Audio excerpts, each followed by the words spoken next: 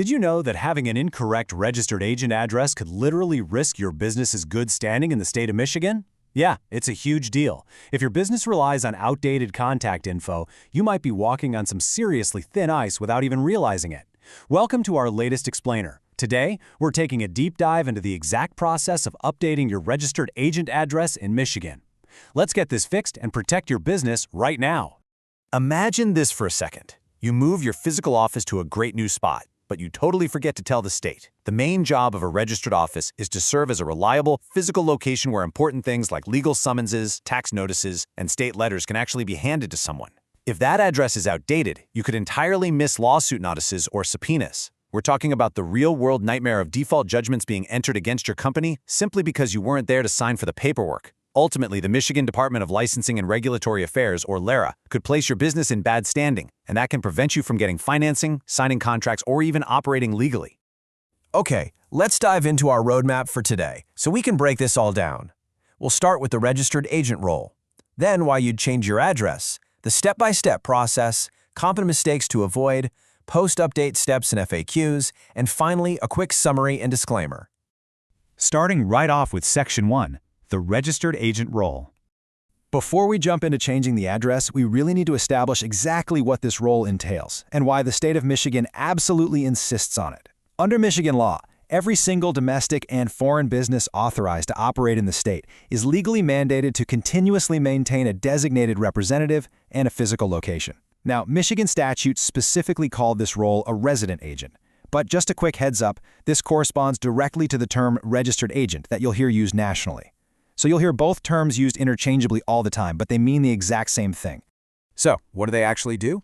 Well, they're essentially your company's official point of contact for the absolute most vital, time-sensitive mail your business receives. And no, this isn't for junk mail or catalogs. This is for service of process, meaning lawsuits and court subpoenas. It's for state compliance notices from LARA, tax notices, and wage garnishments. Think about it. If an employee's wages need to be garnished and you miss that notice because of a bad address, your business is directly on the hook. This is exactly why this agent's address has to be 100% accurate at all times.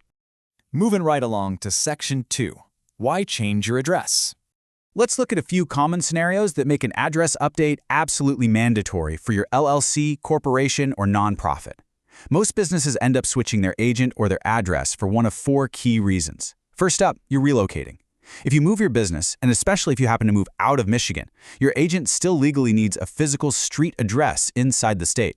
Second is privacy. A lot of business owners initially just list themselves and their home address to save a buck, but later switch to a professional service so their home address doesn't just sit forever on a public record. Third, you might be dealing with a slow or unreliable agent and need an upgrade. And finally, your original agent might have formally resigned. If an agent resigns, they tell LARA, which leaves your LLC without a compliant agent. And guys, even a temporary gap can suspend your good standing, which puts your contracts and financing at serious risk. All right, Section 3, the step-by-step change process. Now we shift into the solve phase. I'm going to walk you through this LARA process, and I promise you it's way simpler than you might think. And look at that number. Yes, you are reading that right. The standard state filing fee for this change is just $5, literally $5. That is an incredibly low fee for something that protects your business from default judgments and bad standing. It turns what feels like a scary administrative chore into a really easy, highly affordable win. So here's your simple 4-step guide. Step 1. Select a new, qualified agent. This has to be a Michigan resident who is 18 or older, or it can be a registered business entity authorized to operate in Michigan. Either way, they absolutely must have a physical street address in the state and be available during normal business hours. Step 2. Complete Form CSCL/CD 520. That's the Certificate of Change of Registered Office or Resident Agent. Step 3. Submit that form to LARA along with your $5 fee. And Step 4. Just confirm the change in the state records once they process it. Easy. Now you do have a couple of options for how to submit this. You can submit Form CSCL/CD 52 online or by mail. If you choose the old school route and mail it in, you'll send it to LARA's Corporations Division in Lansing. For this, you must include a check or money order made payable directly to the state of Michigan and make sure you write your corporation name and identification number right on the check. But if you file online, or if you decide to just walk right into their office in Lansing, you can easily pay that fee using a credit card like Visa or MasterCard. Now, standard turnaround can take up to 10 business days. But what if you're in a huge rush? Say your previous agent quit on you, and you need to get back into good standing instantly so you can close a business loan. Well, Laura offers optional expedited services. For existing entities, it's basically a sliding scale. A 24-hour review is an extra $100. Need it same day? That's $200 provided you submit it by 1 p.m. It even goes all the way up to a 1-hour review for $1,000 if submitted by 4 p.m. Just keep in mind these are non-refundable fees tacked on top of the standard processing cost. Moving into Section 4, Common Mistakes to Avoid. Now, what's really interesting here is how easily people make these errors, but also how easily you can avoid them once you know what to look for. Let's make absolutely sure your filing doesn't get rejected. Here are the top pitfalls. First, using a P.O. box. You just can't do it. The state requires a real physical street address because process servers can't serve a lawsuit to a P.O. box. Second, your agent must actually be present at that address during normal business hours, Monday through Friday, 8 a.m. to 5 p.m. local time.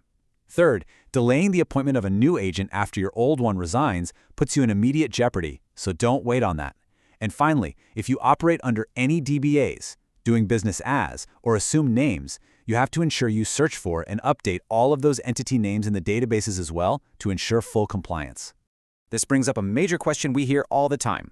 Should you be your own agent or hire a professional service? The short answer is yes, you absolutely can be your own resident agent in Michigan, as long as you have a physical address there and you're a resident. But here's the catch. Your name and your home address become part of your business's permanent public record for literally anyone to look up. Plus, you are basically chaining yourself to that address from 8 a.m. to 5 p.m. every weekday to legally receive mail. Hiring a professional service gives you privacy, keeps your home address off the internet, and guarantees that someone is always there to sign for critical documents so you can just focus on running your business. Okay, Section 5. Post-update steps and FAQs. So let's say you filed the form, paid the $5, and Laura confirmed the change. You're completely done, right? Well, actually, scratch that. You're not quite finished. We need to look at the post-update steps. To make sure your business is protected from top to bottom, you should follow this quick post-filing checklist. First, update your LLC operating agreement or your corporate bylaws if they list your old agent. Second, check your business licenses and permits. A lot of them have the registered agent on file and will need to be updated.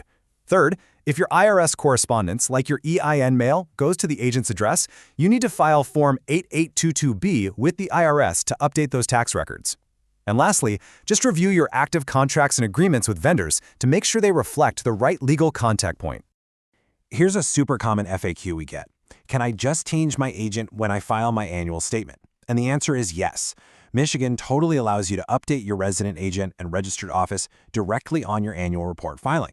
So if your annual statement happens to be due soon anyway, you can save yourself from filing a separate Form 520 and just handle the whole shebang at once. Finally, Section 6. Summary and legal disclaimer. So the crucial point here is that maintaining an accurate registered agent isn't just a suggestion. It's the absolute bedrock of your business's legal standing in Michigan. Let's summarize our main takeaways. A continuous physical presence via a resident agent is legally mandated by the state. Whether you're an LLC, a corporation, or a nonprofit, you'll generally use Form CSCL-CD 520 to make a change. The standard filing fee is incredibly cheap at only $5. And finally, updating the state is only step 1. Ensuring post-update consistency across your internal documents and IRS records is step 2. I highly encourage you, right after this, to hop onto Laura's entity search online and verify exactly what address you currently have on file. Now, just a quick note before we wrap up. This explainer is provided for informational purposes only and is absolutely not to be considered legal advice. Corporate risk management is highly specific to your situation, so please consult a licensed attorney or a qualified professional for personalized assistance with your business entity. I want to leave you with one final thought to mull over. Is your permanent public record currently protecting your business, or is it actually putting it at risk? Check those filings, make the $5 fix if you need to, and secure your business's future today. If you found this breakdown helpful and want to master even more evergreen business compliance topics, be sure to subscribe. Keep learning, keep organizing, and we'll see you in the next explainer.